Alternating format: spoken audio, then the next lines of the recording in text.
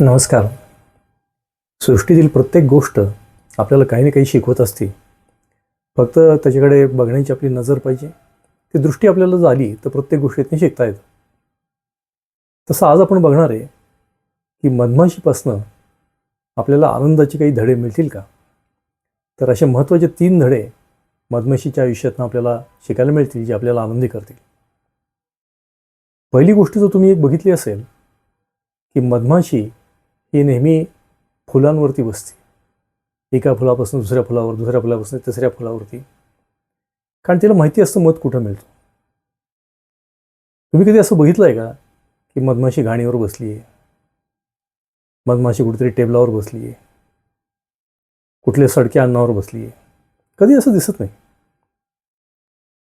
इतर माशा बसतात जरूर, किंवा इतर माशा घाणीवरच बसतात. एखाद्या माणसाला जखम झाली असेल तिच्यावर बसतात, एखाद्या जनावराला जखम झाली त्याच्यावर बसतात, घाण पडली असेल त्याच्यावर बसतात, कचऱ्यावर बसतात. पण मधमाशा मात्र फुलांवर बसतात. आता तुम्ही म्हणाल की यातनं शिकण्यासारखं काय?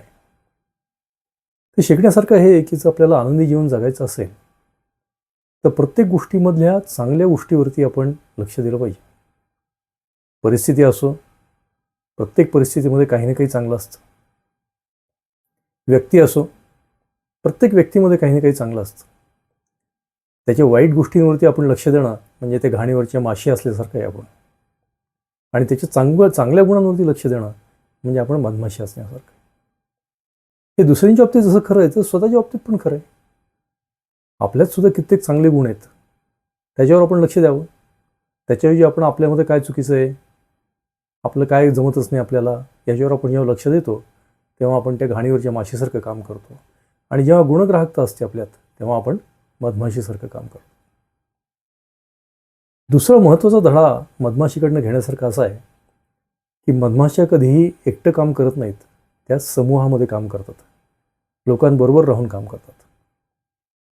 हे काम करत असताना अजून एक जाणवतं की ते एकमेकाशी स्पर्धा करत नाहीत.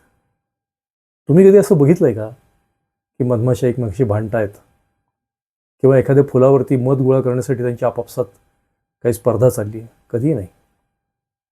आपल्या पद्धतीने काम करतात, आपल्याला योगदान कसं देता येईल याचा विचार करतात. आणि दुसरं महत्त्वाचं की स्वतःचा फायदा होईल आणि दुसऱ्याचाही फायदा होईल, ज्याला आपण विन विन सिच्युएशन म्हणतो, अशा सिच्युएशनमध्ये या मधमाशा काम करतात. एकीकडे फुलांमधनं मध घेतात, पण दुसरीकडे त्याची जी परागकण आहेत फुलांचे, ते एकीकडनं दुसरीकडे वाहून न्यायला ते नकळतपणे मदत करतात आणि त्यातनं फळं पण धरतात. म्हणजे फक्त घेण्याची प्रक्रिया नाही तर घेण्याबरोबर देण्याची प्रक्रियासुद्धा त्या करतात. एकट्या मध पिऊन टाकत नाहीत, तर तो मध गोळा करून आपल्या पोळ्यामध्ये साठवून ठेवतात की जेणेकरून सगळ्यांच्या तो कामाला येईल. तर दुसरा गुण महत्त्वाचा म्हणजे समूहामध्ये काम करणं आणि एकमेकाशी स्पर्धा न करता आपण कॉन्ट्रिब्युशन काय करता येईल बघा. मग आपल्याला सुद्धा माणसाला आनंदी जीवनासाठी आवश्यक आहे का? तर निश्चित आवश्यक आहे. स्पर्धेने आयुष्यातला आनंद निघून जातो.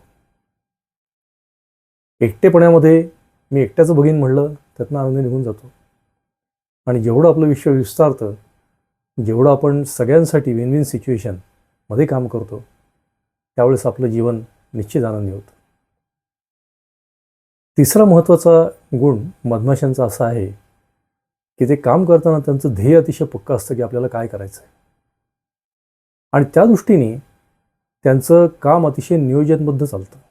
अगदी छोटं कुठं पोळं बांधायचं असेल तरी आधी काही माशा येऊन बघून जातात, ती जागा बघून जातात, तिथे काही धोकेत का बघतात, तिथं काय चांगलं आहे बघतायत, आणि मग ठरवतात की इथं करायचं की नाही. नुसतं तेवढंच नाही तर माशा या एक तर त्या पोळ्यावरती बसलेल्या असतात किंवा फुलांमध्ये मध गोळा करत असतात. कुठेही अशा रिकाम्या बसलेल्या माशा दिसत नाहीत.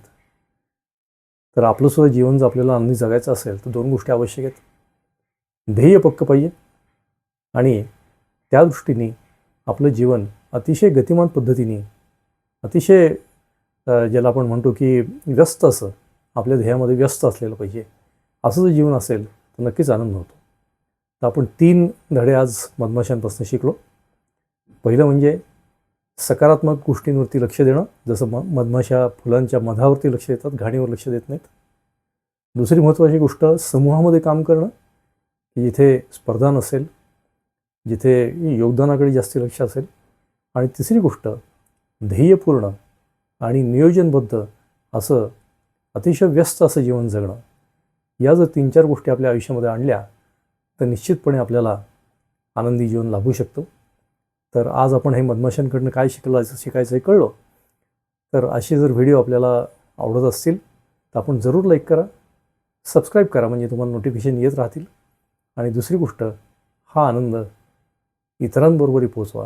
हे चॅनल इतरांबरोबरही शेअर करा, म्हणजे त्यांच्यासुद्धा तुमच्या आनंदात सामील होता येईल. नमस्कार.